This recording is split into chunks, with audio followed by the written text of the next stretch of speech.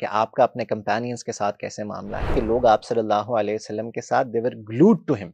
وہ آپ کے ساتھ آپ صلی اللہ علیہ وسلم نے یہ تمام چیزیں لوگوں کو پریزنٹ کی. آپ صلی اللہ علیہ وسلم نے مکمل کہ the 100 ranking of the most influential persons in history, اور اس میں جو سب سے پہلے نمبر پہ وہ شخص لے کر آیا تھا کسی کو ہے آپ کا اپنے گھر والوں کے ساتھ کیسے معاملہ ہے, آپ کا بچوں کے ساتھ کیسے معاملہ ہے.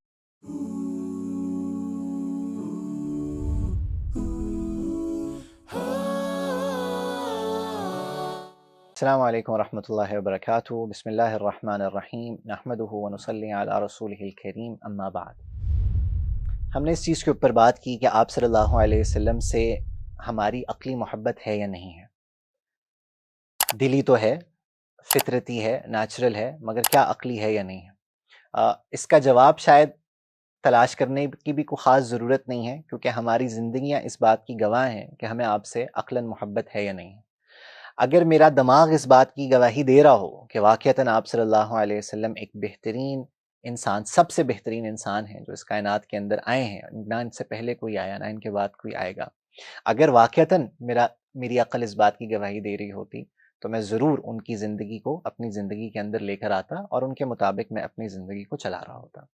مگر چونکہ انفارچونیٹلی میرا خیال سے میں کوئی I hope I am not seeing any thing pessimistic, مگر ایک تجزیہ ہے, ایک آبزرویشن ہے, اور شاید آپ لوگ میری اس آبزرویشن کے ساتھ اگری کریں کہ ایسا نہیں ہے.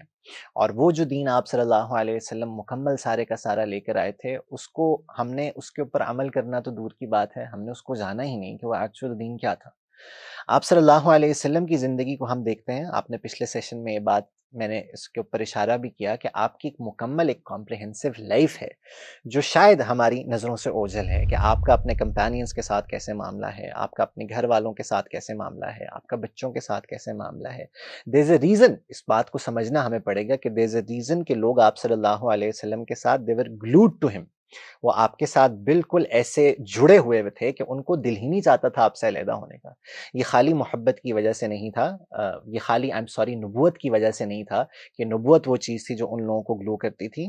وہ ایکچولی آپ صلی اللہ علیہ وسلم کا ایک لائف سٹائل تھا, اور آپ صلی اللہ علیہ وسلم کا ایک اپنا ذاتی کنڈکٹ تھا جس سے لوگ صرف اور صرف آپ ہی کی طرف کھنچتے تھے, ان کی آنکھ کو کوئی اور بھاتا ہی نہیں تھا. ہمیں چونکہ وہ چیز ہمارے سامنے نہیں ہے, اگرچہ ہم آپ صلی اللہ علیہ وسلم کے زمانے میں تھے ہی نہیں, مگر ہم ان کو جان سکتے ہیں کہ وہ کیا چیزیں تھیں جس کی بنیاد کے اوپر صحابہ اتنے آپ صلی اللہ علیہ وسلم کے ساتھ جڑے ہوئے تھے. اور صحابہ, ایڈلٹ صحابہ تو اپنی جگہ, بچے بہت کھرے ہوتے ہیں, اور بچے بہت بڑا ایک ہی طریقے سے لوگوں کو جج کرتے ہیں, وہ زیادہ کوئی فلسفیز کے اندر نہیں جاتے. کیا وجہ تھی کہ بچے بھی آپ صلی اللہ علیہ وسلم کے ساتھ جڑ جاتے تھے؟ تو آپ صلی اللہ علیہ وسلم کی کمپریہنسو لائف تھی جس میں آپ صلی اللہ علیہ وسلم نے لوگوں کو دین بھی دیا ہے, اور اس کے ساتھ ساتھ آپ صلی اللہ علیہ وسلم نے دنیا بھی دی ہے. ہم نے ایک اتنی بڑی غلطی کی اپنے ساتھ کہ ہم نے ایک ڈویژن کریٹ کر دی دیندار کی اور دنیا دار کی.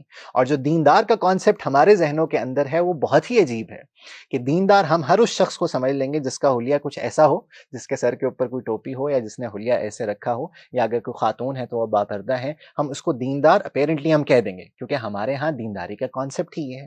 وہ جیسا مرضی شخص ہو, آگے وہ جو مرضی کرتا ہو, اس کا کاروبار کیسا ہو, اس کے اندر وہ بالکل برا ہو, اس کے بعد اس کی معاشرت کیسی ہو, اس کے اخلاقیات کیسے ہوں, ان سب کو ہم سائڈ لائن کر دیں گے. چونکہ ہمیں حضرت کا حلیہ ایسے نظر آ رہا ہے تو ہم ان کو کہیں گے کہ بہت دیندار آدمی ہے. اور اگر کوئی انسان ہے جو اپنی دنیا بہت آنیسٹی کے ساتھ چلا رہا ہے, جس کے اخلاق بہت اچھے ہیں, جس کی معاشرت بہت اچھی ہے, اگر اس کا حلیہ ویسے نہیں ہے, ہم اس کو دیندار کی کیٹیگری میں لائیں گے نہیں. میں یہ نہیں کہہ رہا کہ یہ چیز امپورٹنٹ نہیں ہے یا خالی وہ چیز امپورٹنٹ ہے, یہ دونوں مل کر امپورٹنٹ ہیں. جہاں پہ حلیہ امپورٹنٹ ہے وہیں پر باقی چیزیں بھی امپورٹنٹ ہیں. آپ صلی اللہ علیہ وسلم نے یہ تمام چیزیں لوگوں کو پریزنٹ کی. آپ صلی اللہ علیہ وسلم نے مکمل لائف سٹائل دیا, اور اب اس لائف سٹائل کو میں اس کے بارے میں کیا کروں, اور میں آپ صلی اللہ علیہ وسلم کے بارے میں کس طریقے سے میں ان کو پہچاننے کی کوشش کروں. تو ہم دعا کر سکتے ہیں صحابہ رضی اللہ تعالیٰ عنہم اجمعین کے لیے کہ انہوں نے ہمارے اوپر اتنا بڑا احسان کیا کہ انہوں نے آپ صلی اللہ علیہ وسلم کی زندگیوں کو ہمارے لیے ریکارڈ کیا. میں اگر آج یہ بات جاننا چاہتا ہوں کہ آپ صلی اللہ علیہ وسلم نے فلاں کام کیسے کیا ہے, تو میرے لیے کوئی مشکل نہیں ہے, میں آرام سے اس کو فائنڈ آؤٹ کر سکتا ہوں. اگر میں خود ایکسپلور نہیں کرنا چاہتا تو میں کسی اسکالر سے پوچھ سکتا ہوں, مجھے بتا دے گا. میں کسی شعبے میں رہنمائی چاہتا ہوں, میں آپ صلی اللہ علیہ وسلم کے پاس جاؤں گا, مجھے وہاں سے بہت بہترین جواب ان کے بارے میں, ان کی سیرت سے مجھے مل جائے گا. میں نے کرنا کیا ہے, what's the only practical step left for me to do, وہ صرف اور صرف یہی ہے کہ ہم آپ صلی اللہ علیہ وسلم کی زندگی کو پڑھ لیں، اور اس کے لیے بے شمار کتب ہمارے پاس ہیں. کتاب پڑھنے کا ٹیمپرمنٹ نہیں ہے، چونکہ آج کل سوشل میڈیا کی وجہ سے، آپ کے مختلف دوسری ڈیجیٹل ایکٹیویٹیز کی وجہ سے ریڈنگ کی جو ایک ہیبٹ ہوتی تھی وہ آہستہ آہستہ کم ہوتی جا رہی ہے. اگر نہیں ہے تو کسی کو سن لیں، آپ کو بہت اسکالرز مل جائیں گے، میں کسی کو اسپیسیفائی نہیں کروں گا، آپ جس کو سننا چاہتے ہیں سن لیں.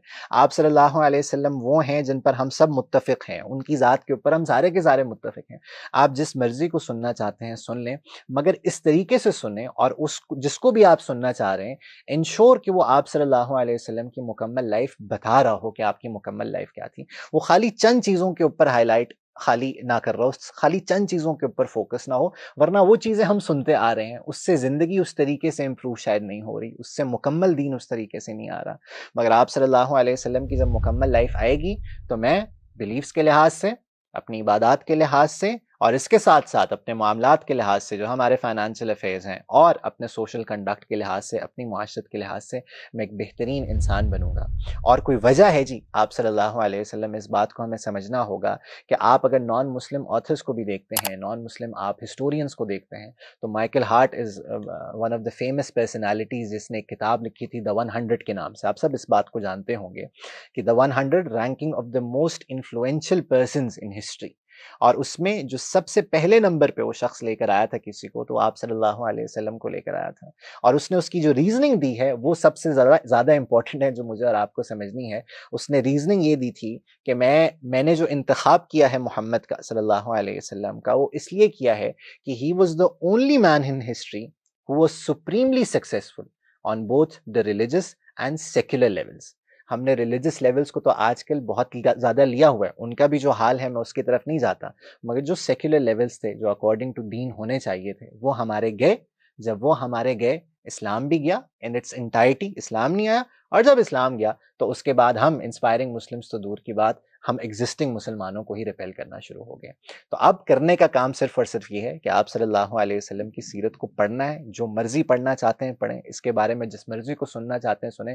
انشاءاللہ عقل اس کے بعد گواہی دے گی کہ واقعتاً ہی واز دا بیسٹ مین. جب عقل گواہی دے گی، دل آلریڈی دے رہا ہے، زندگی ان کے مطابق ہوگی. اللہ تعالیٰ عمل کی ہمیں کرنے کی توفیق عطا فرمائے. السلام علیکم ورحمۃ اللہ وبرکاتہ.